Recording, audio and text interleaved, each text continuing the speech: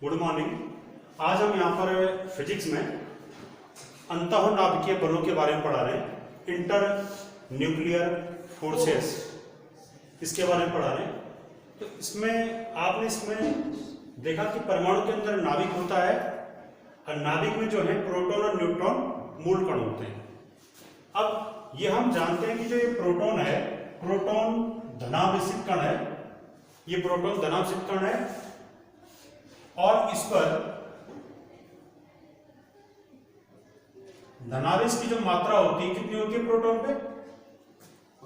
इस पे होती है 1.6 × 10⁻⁻19 कूलम। एक प्रोटॉन पे इतने कूलम का धनावेश होता है। और जब प्रोटॉन धनावेशित कण है तो हमने कूलम के नियम में पढ़ा था कि आवेशित कणों के मध्य वैद्युत बल कार्य करता है। ठीक है, तो अगर समान आवेश के कण है तो समान आवेश के कणों के बीच क्या होगा?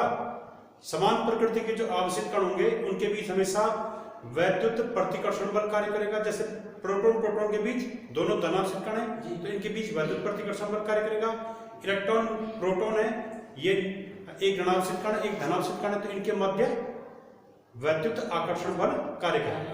यानी विपरीत आवेशों के बीच वैद्युत आकर्षण बल और समान प्रकृति के आवेशों के बीच वैद्युत प्रतिकर्षण बल कार्य करता है।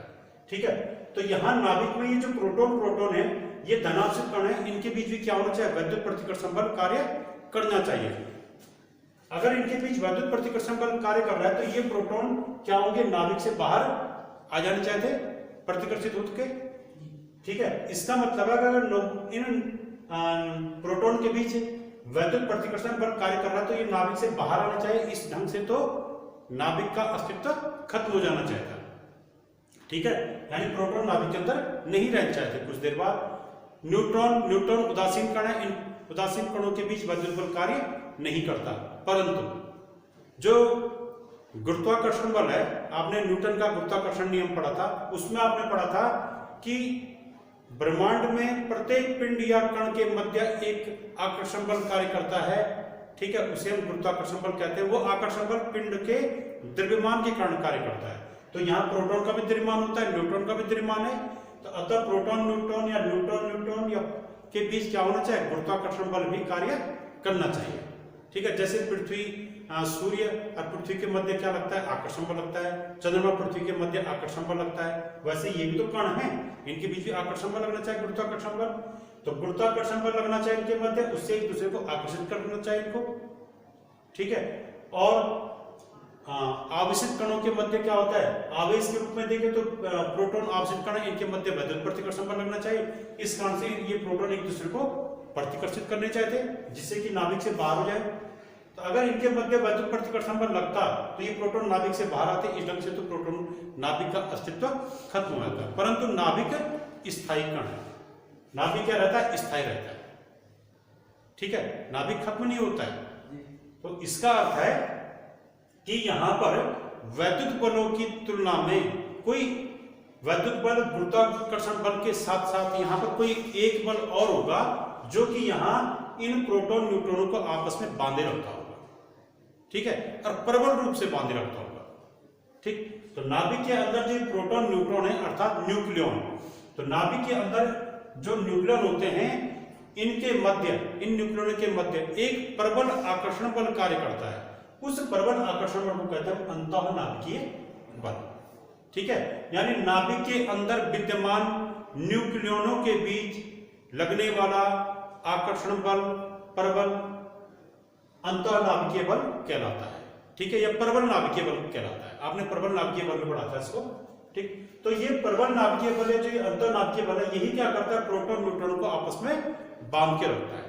ठीक है, ये जो अंतःनाभिकीय बल है ये वैद्युत बल की तुलना में अधिक शक्तिशाली है। गुरुत्वाकर्षण बल की तुलना में भी क्या है? अधिक शक्तिशाली है। ठीक है, इसीलिए इसका प्रभाव नाभिक के अंदर ज्यादा पड़ता है। इसलिए नाभिक के अंदर के कण एक दूसरे से बंधे हुए रहते हैं और नाभिक स्थायी रहता है। एक चीज और कि जो नाभिक है, नाभिक की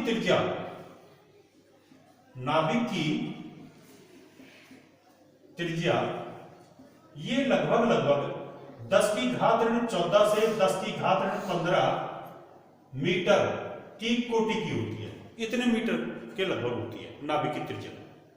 ठीक है, और परमाणु की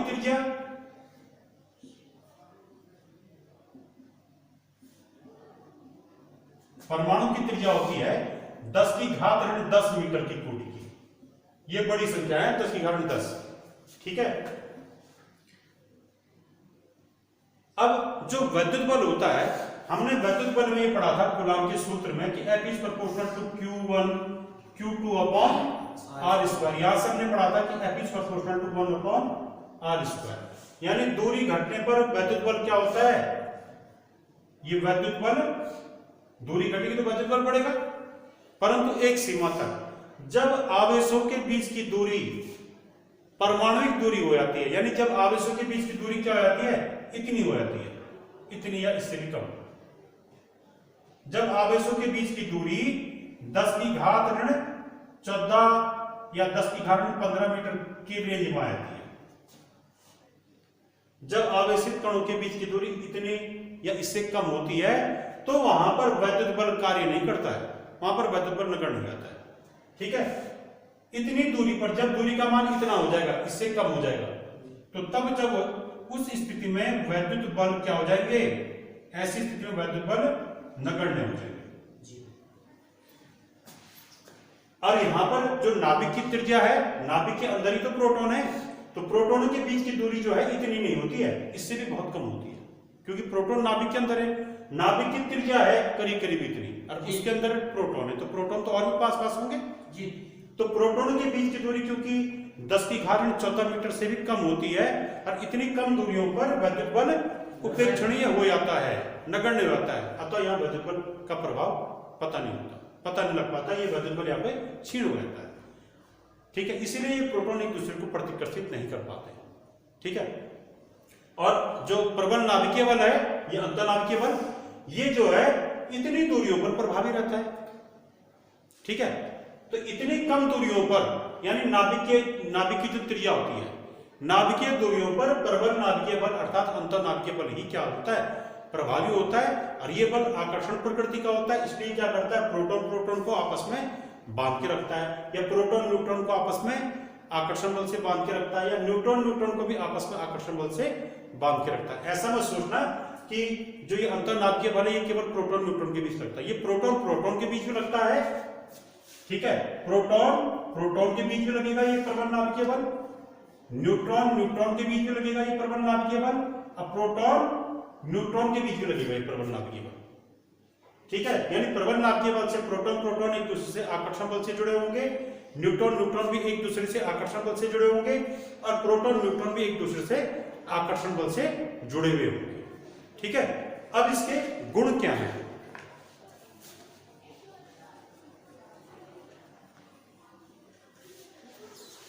ये जो प्रबल नाभिकीय बल है, ये प्रकृति में विद्यमान जो मूल बल हैं, 4 मूल बल पढ़ाए थे आपको, उनमें सबसे शक्तिशाली बल कौन है, यही अंतर्नाभिकीय बल या प्रबल नाभिकीय बल, ये सबसे शक्तिशाली मूल बल है। ठीक है, तो इसके गुण क्या क्या हैं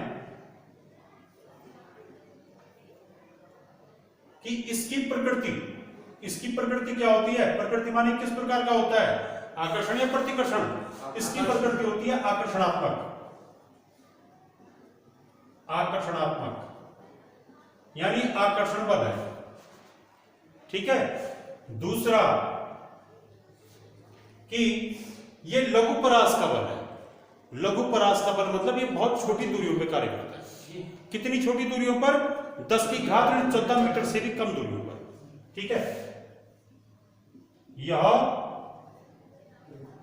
लघु परास का सबसे शक्तिशाली बल है। ठीक है,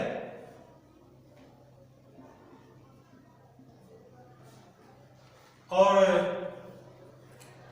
माने 10 की घात ऋण 14 मीटर एक गुणा के, यदि जैसे प्रोटॉन है और ये दूसरा प्रोटॉन है, इनके बीच की दूरी माने कितनी है, r।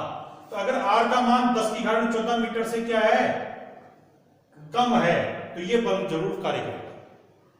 ठीक है, अब इससे कितना कम, इससे कम क्या हो सकता है, 10 की घात ऋण 15, 10 की घात ऋण 16। ठीक है, तो अगर ये इतनी दूरियां इससे कम दूरियों पर कार्य करता है, ठीक है, और इससे अधिक दूरियों पर यह बल कार्य नहीं करता है। ठीक, इससे अधिक अगर दूरी हो गई आवेशों के बीच की, तो तब वहां पर वैद्युत प्रतिकर्षण बल कार्य करने लग जाएगा। ठीक है, ये ध्यान रखना। अगर इन आवेशित कणों के बीच की दूरी इससे अधिक हो गई तो यानी नाभिक का आकार बढ़ जाएगा, और ऐसी स्थिति में वहां पर वैद्युत प्रतिकर्षण बल प्रभावी हो जाता है। ये अंतर्नाभिकीय बल क्या होता है, क्षीण हो जाता है, इसका मान तक कम हो जाता है अगर ये दूरी बढ़ गई। अच्छा, अब ये इसका सबसे अधिक मान किस रेंज में होता है? लघुपरास का बल है, पर कितनी दूरी होने पर यह बल सबसे अधिक होता है? तो जब R बराबर 2 गुणा 10⁻15 मीटर, यानी अगर आवेशित कणों के बीच की दूरी या न्यूट्रॉनों के बीच की दूरी या न्यूट्रॉन प्रोटॉनों के बीच की दूरी, ये दूरी अगर 2 गुणा 10⁻15 मीटर है, ये न्यूक्लियन है समय, प्रोटॉन न्यूट्रॉन का मतलब न्यूक्लियन। तो अगर न्यूक्लियन के बीच की दूरी 2 गुणा 10⁻15 मीटर है, तो तब जो है ये जो नाभिकीय बल है, यानी अंतर्नाभिकीय बल, परबल, नाभिकीय बल, ये क्या आता है, सबसे शक्तिशाली हो जाता है। उस समय इसका मान सबसे अधिक होता है। ठीक है, सबसे अधिक परबल, तब इसका मान सबसे अधिक हो जाएगा।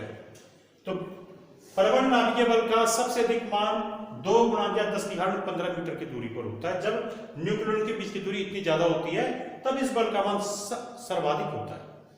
ठीक है, और इस स्थिति में जो है, ऐसी स्थिति में जब न्यूक्लियन के बीच की दूरी इतनी होती है, तो उस स्थिति में ये जो, अगर हम तुलना करें, इनके बीच गुरुत्वाकर्षण बल भी कुछ ना कुछ होगा, भले नगण्य होगा पर कुछ ना कुछ होगा। इनके बीच वैद्युत प्रतिकर्षण बल भी लगी रहा होगा, प्रोटॉन प्रोटॉन के बीच बहुत कम होगा, पर उसकी वैल्यू कुछ ना कुछ होगी। तो अगर कणों के बीच की दूरी इतनी है, तो इतनी दूरी पर स्थित प्रोटॉन प्रोटॉन के बीच गुरुत्वाकर्षण बल भी लग रहा होगा, वैद्युत बल भी लग रहा होगा, वैद्युत प्रतिकर्षण बल और अंतर्नाभिकीय बल भी लग रहा होगा।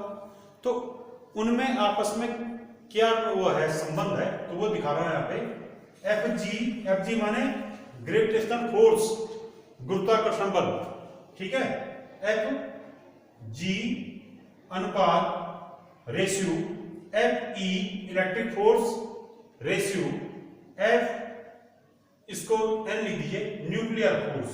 इनका अगर हम अनुपात निकालें तो ये अनुपात आता है 1/10⁻36 अनुपात 10⁻38।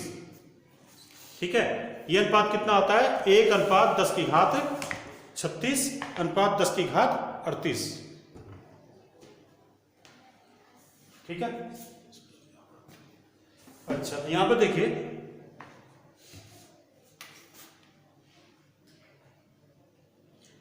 इसको चेक करो, वीडियो को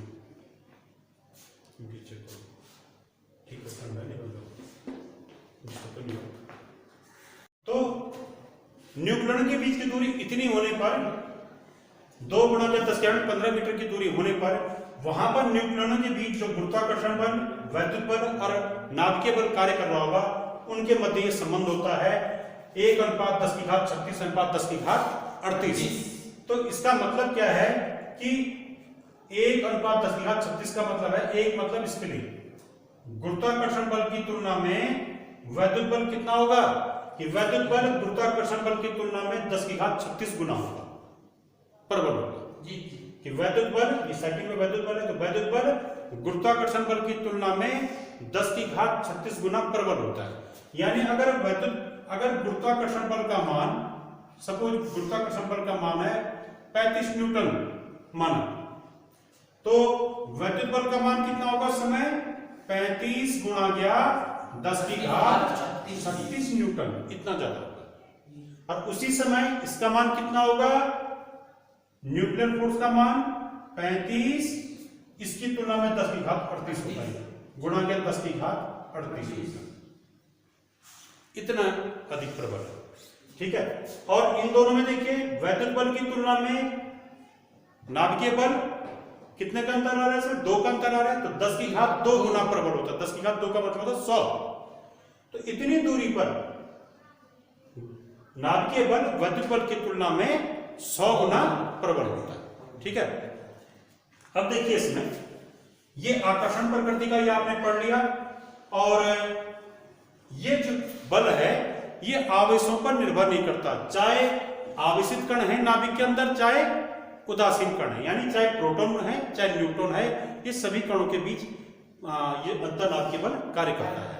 यानी ये बल प्रोटॉन प्रोटॉन के बीच भी कार्य करेगा, यानी आवेशों के बीच भी कार्य करेगा, ये बल उदासीन कणों के बीच भी कार्य करेगा, न्यूट्रॉन न्यूट्रॉन के बीच भी लगेगा, और ये बल प्रोटॉन न्यूट्रॉन के बीच में लगता है। यानी इस बल से प्रोटॉन न्यूट्रॉन भी एक दूसरे से बंधे हुए रहते हैं, न्यूट्रॉन न्यूट्रॉन भी एक दूसरे से बंधे हुए होंगे, और प्रोटॉन प्रोटॉन भी एक दूसरे से आकर्षण बल से बंधे हुए होंगे। ये बल आवेशों पर निर्भर नहीं करता है।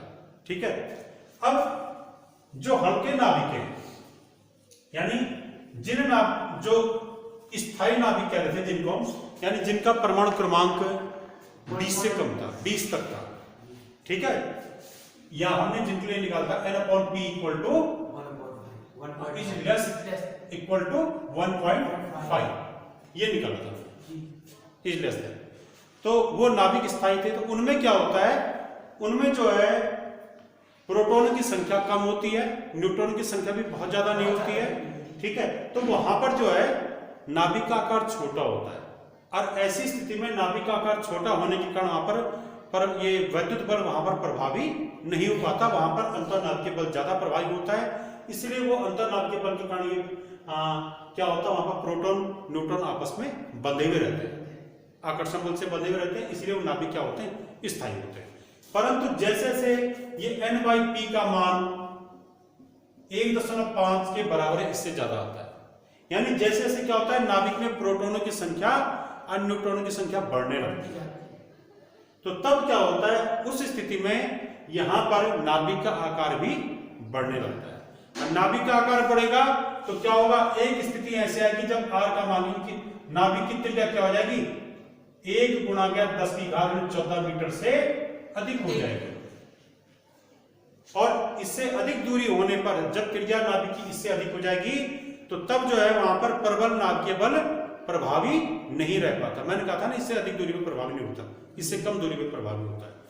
तो जब N/P का मान 1.5 इससे बड़ा या इसके बराबर रहता है, उस समय नाभिक का आकार बढ़ने लगता है, क्योंकि इसमें प्रोटॉन न्यूट्रॉन संख्या में ज्यादा होने लगते हैं, तो इससे नाभिक का आकार बढ़ जाता है, और तब ऐसी स्थिति में वहां पर प्रोटॉनों के बीच वैद्युत प्रतिकर्षण बल कार्य करता है। तब वहां पर वैद्युत प्रतिकर्षण बल का प्रभाव ज्यादा होता है और अंतर्नाभिकीय बल का प्रभाव क्षीण होने लगता है।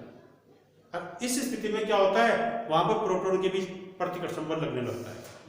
ठीक है, और इस स्थिति में वो नाभिक अस्थायी हो जाता है। ठीक है, तो जो रेडियोएक्टिव नाभिक हैं वो उसी प्रकार के, उनमें जो N/P का मान 1.5 के बराबर है, इससे अधिक है, वहां पर अंतर्नाभिकीय बल ज्यादा प्रभावी नहीं होता।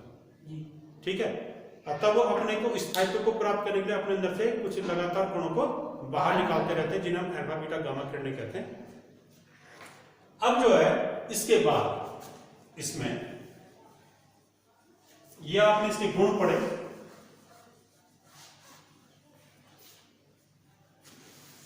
अब नाभिक के स्थायीपन में जब हम नाभिक के स्थायित्व की चर्चा करते हैं तो सबसे बड़ी समस्या उसमें यह आती है कि ये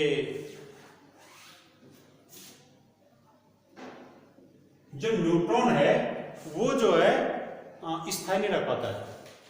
न्यूट्रॉन का जीवन काल होता है 12 मिनट। ठीक है, तो न्यूट्रॉन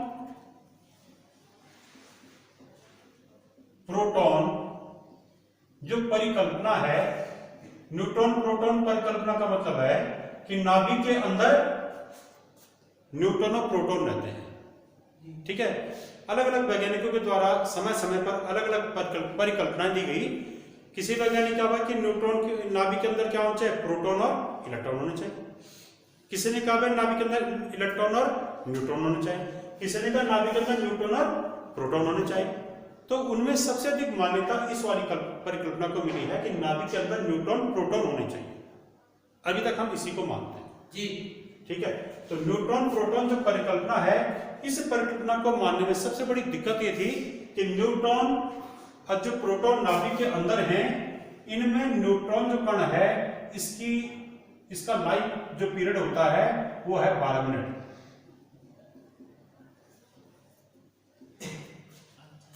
ठीक है, ये नाभिक है हमारा।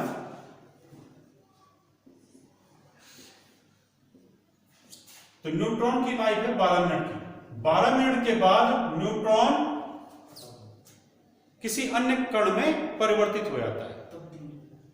ठीक है जी। तो इसको समझाने के लिए तब भी जो है नाभिक क्या रहता है, स्थायी रहता है। तब भी नाभिक के अंदर न्यूट्रॉन पाए ही जाते हैं। तो इसको समझाने के लिए यह माना गया है कि नाभिक के अंदर जो प्रोटॉन न्यूट्रॉन हैं, ये लगातार अन्योन्य क्रियाएं करते हैं और इनके मध्य आपसी क्रिया होती है। इसमें क्या होता है, न्यूट्रॉन प्रोटॉन में, प्रोटॉन न्यूट्रॉन में परिवर्तित होता रहता है। ठीक है, कि न्यूट्रॉन प्रोटॉन में परिवर्तित होगा और प्रोटॉन न्यूट्रॉन में परिवर्तित होता है। अभी मैंने पूरी रिएक्शन नहीं लिखी है। ठीक है, तो वहां पर इसको समझाने के लिए कि जब न्यूट्रॉन प्रोटॉन के बीच अन्योन्य क्रिया होती है, तो इनके बीच अन्योन्य क्रिया के दौरान कुछ कणों का आदान प्रदान होता है। सुनिए ध्यान से, जब न्यूट्रॉन प्रोटॉन के बीच अन्योन्य क्रिया होती है, तो वहां पर अन्योन्य क्रिया के दौरान, इंटरेक्शन के दौरान इनके मध्य, न्यूट्रॉन प्रोटॉन के मध्य कुछ विशेष कणों का आदान प्रदान होता है। ठीक है, और उन विशेष कणों को नाम दिया गया मेसॉन।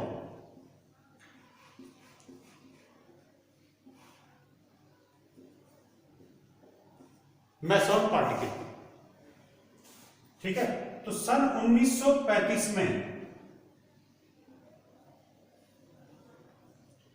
जापानी वैज्ञानिक थे युकावा।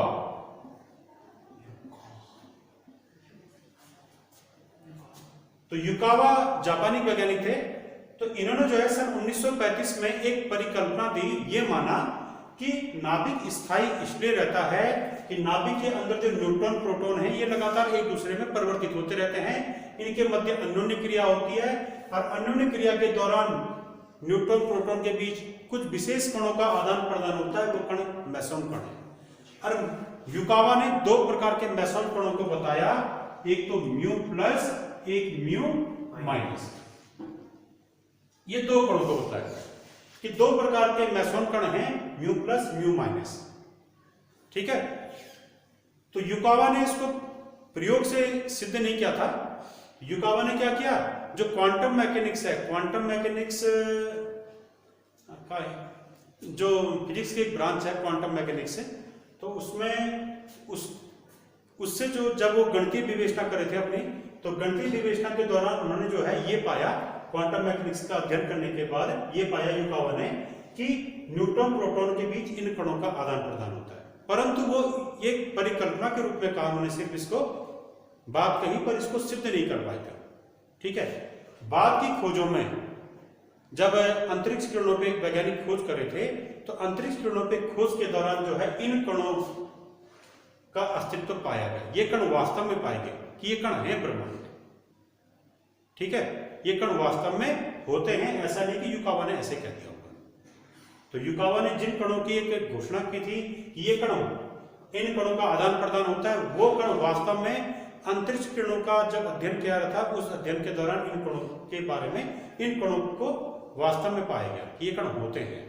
और जब इन कणों को वास्तव में पाया गया, तो तब जाके सन 1949 में युकावा को नोबेल पुरस्कार मिला था। ठीक है, अब बाद की खोजों में इन कणों, जो मेसॉन कण युकावा ने दो प्रकार के बतलाए थे, बाद की खोजों में कुछ अन्य मेसॉन कण भी पाए गए। तो उन कणों को पाई मेसॉन कण नाम दिया गया। युकावा ने तो एक नाम खाली देखे तो थे नहीं, एक कल्पना की थी कि ऐसे कण होने चाहिए। बाद की खोजों में जब ये कण मेसॉन कण वाकई में पाए गए, तो जो पाए गए मेसॉन कण, उनको नाम दिया गया ये पाई मेसॉन कण या पाइऑन। ठीक है, पाइऑन। ये रिएक्शन अभी मैंने पूरा नहीं लिखा है, अब बताऊंगा इसको। पाइऑन, पाइऑन का मतलब पाई मैसॉन कण, यही कण है वो, कण वही है वो, ठीक है। उन्होंने म्यू के रूप में कहा, इन्होंने पाई के रूप में कहा। और ये तीन प्रकार के होते हैं ये कण, एक तो पाई प्लस मैसॉन कण, पाई माइनस मैसॉन कण, ठीक है। तीन प्रकार के मैसॉन कण पाए जाते हैं, पाई प्लस धनावेशित मैसॉन, ऋणावेशित मैसॉन और उदासीन मैसॉन कण, ठीक है जी। तो जो ये मैसॉन कण है, इनका द्रव्यमान इलेक्ट्रॉन के द्रव्यमान से का 270 गुना होता है। मैसॉन कणों का द्रव्यमान इलेक्ट्रॉन के द्रव्यमान से 270 गुना है, ठीक है। और इनका आवेश इलेक्ट्रॉन के आवेश के बराबर है। जैसे जैसे पाई प्लस है, तो पाई प्लस मतलब इसमें धनावेश होगा, पर इसमें आवेश की मात्रा कितनी होगी, जितनी इलेक्ट्रॉन की होगी आवेश की मात्रा 1.6 × 10⁻⁻19 कूलम, उतनी आवेश की मात्रा इसमें भी होगी। और पाई नेगेटिव पे, और पाई जीरो का मतलब है ये उदासीन मैसॉन है, इसमें कोई आवेश नहीं है। और मैसॉन कणों का जो द्रव्यमान है वो इलेक्ट्रॉन के द्रव्यमान का 270 गुना है, ठीक है। और युकावा ने जो मैसॉन कण की घोषणा की थी, युकावा ने भी की थी, तो युकावा के अनुसार मैसॉन कणों का द्रव्यमान इलेक्ट्रॉन के द्रव्यमान का 207 गुना होना चाहिए। युकावा के अनुसार मैसॉन का द्रव्यमान कितना है, 207 गुना किसका, इलेक्ट्रॉन के द्रव्यमान का। और जो प्रैक्टिकली बाकी खोजों में जो ये पाई कण मैसॉन कण पाएंगे, pi plus, pi minus, pi zero, इनका द्रव्यमान इलेक्ट्रॉन के द्रव्यमान से 270 गुना पाएंगे। यानी जितना इलेक्ट्रॉन का द्रव्यमान होगा उसको 270 से गुणा कर दो, वो आएगा पाई, ये मैसॉन कणों का द्रव्यमान या पाइयों का द्रव्यमान। अब जो है मैंने यहां पर ये कहा कि इन कणों का आदान प्रदान होता है न्यूट्रॉन प्रोटॉन के बीच अन्योन्य क्रिया में। तो कैसे होता है, देखिए कि न्यूट्रॉन क्या होता है, जब प्रोटॉन में परिवर्तित होता है तो ये जो है उसका उत्सर्जन करता है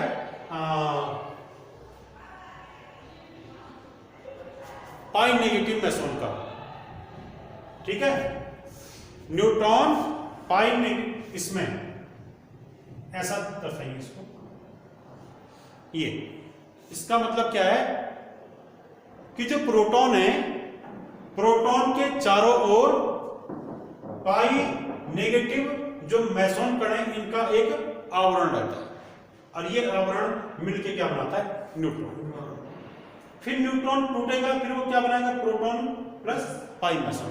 तो न्यूट्रॉन जो है जब टूटता है तो वो प्रोटॉन में टूटता है, प्रोटॉन बनाता है टूट के, और पाई मैसॉन कण अलग हो जाता है। अब पाई मैसॉन कण जो अलग होता है वो फिर वो इसी के प्रोटॉन के चारों ओर क्या रहता है, इसका वितरण रहता है।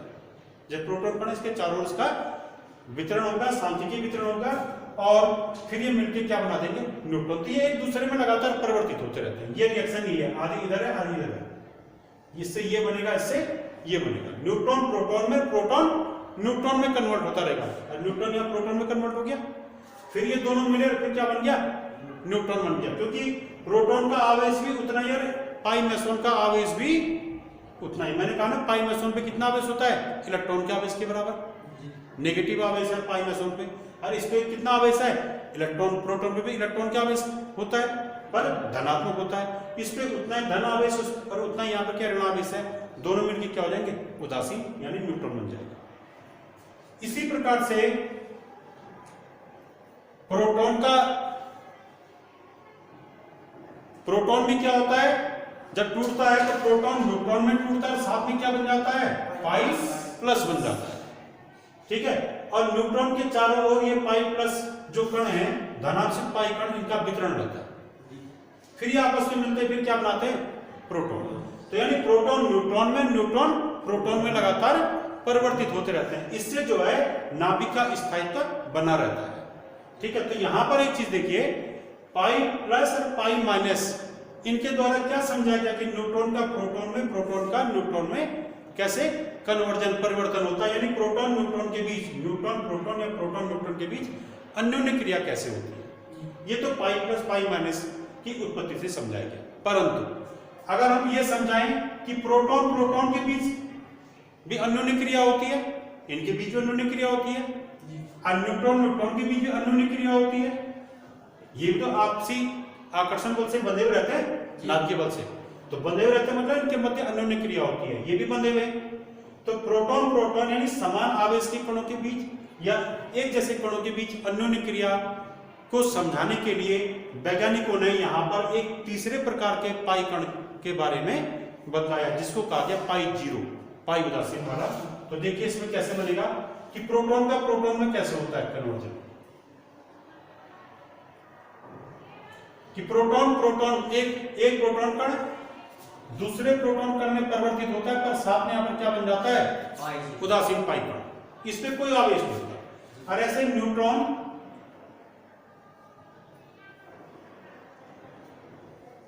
ये जो है किसी अन्य न्यूट्रॉन कण में परिवर्तित होता है, साथ में यहां पर क्या बन जाता है, उदासीन पाई कण। तो उदासीन पाई कणों की घोषणा के बाद, इनकी खोज के बाद ये सिद्ध हो गया कि समान प्रकार के जो न्यूक्लियन है, प्रोटॉन है, जैसे प्रोटॉन प्रोटॉन या न्यूट्रॉन न्यूट्रॉन, इनके मध्य अन्योन्य क्रिया में किस कण का आदान प्रदान होता है। तो प्रोटॉन प्रोटॉन के बीच पाई जीरो कण का आदान प्रदान होता है, न्यूट्रॉन न्यूट्रॉन के बीच पाई जीरो कण का आदान प्रदान होता है, न्यूट्रॉन से प्रोटॉन बनने में या प्रोटॉन से न्यूट्रॉन बनने में पाई प्लस पाई माइनस कणों का आदान प्रदान होता है, यानी पाई इलेक्ट्रॉनों का आदान प्रदान होता है। तो अब यहां से एक निष्कर्ष आ गया कि जब न्यूक्लियनों के बीच यानी नाभिक के अंदर जो मूल कण है, इनके बीच अंतर्नाभिकीय बल लगता है, अंतर्नाभिकीय बल लगने के दौरान पाई कणों का आदान प्रदान होता है, यानी पाई मेसोन का आदान प्रदान होता है। ठीक है, अगर इन कणों का आदान प्रदान नहीं हो रहा है तो अंतर्नाभिकीय बल नहीं लगेगा। बिना इन कणों के आदान प्रदान के अंतर्नाभिकीय बल की कल्पना बेकार है। दूसरा, इसी प्रकार से जैसे हम कहते हैं ना कि आवेशित कणों के बीच क्या लगता है, वैद्युत बल। तो आवेशित कणों के बीच जब वैद्युत बल लगता है, जैसे प्रोटॉन प्रोटॉन के बीच, प्रोटॉन इलेक्ट्रॉन के बीच या धन आवेश ऋण आवेश के बीच जो वैद्युत बल लग रहा है, वैद्युत आकर्षण बल, तो उसमें क्या होता है, वैद्युत बल जब दो आवेशित कणों के बीच लगता है तो वहां पर भी क्या होता है, कुछ विशेष प्रकार के कणों का आदान प्रदान होता है। उन कणों को कहते हैं फोटोन। उन्हें क्या कहते हैं, फोटोन। ठीक है, फोटोनों का आदान प्रदान कब होता है, जब आवेशित कणों के बीच वैद्युत बल लगता है। और इसी प्रकार से गुरुत्वाकर्षण बल के बारे में भी है कि जब दो पिंडों के बीच गुरुत्वाकर्षण बल कार्य करता है तो वहां पर भी कुछ विशेष प्रकार के कणों का आदान प्रदान होता है, जिन्हें हम कहते हैं ग्रेविटॉन। ठीक है, तो ग्रेविटॉन का आदान प्रदान किस बल के दौरान होता है, गुरुत्वाकर्षण बल के दौरान। ठीक है, जब कणों के बीच गुरुत्वाकर्षण बल लगेगा तो वहां पर क्या होगा, ग्रेविटॉनों का आदान प्रदान होगा। अंतर्नाभिकीय बल लगेगा तो वहां पर पाई कणों का आदान प्रदान होगा, मेसोन कणों का आदान प्रदान होगा। और जब क्या होगा, वैद्युत बल लगेगा तो वहां पर आवेशित कणों के बीच फोटोनों का आदान प्रदान होगा। तो मेसोन कणों की खोज के बाद जो है ये समझाया जा सका कि नाभिक किस प्रकार से स्थायी रहता है, कि न्यूट्रॉन प्रोटॉन में, प्रोटॉन न्यूट्रॉन में परिवर्तित होता रहता है, इनके मध्य प्रतिकर्षण बल कार्य नहीं करता है। ठीक है, थैंक यू।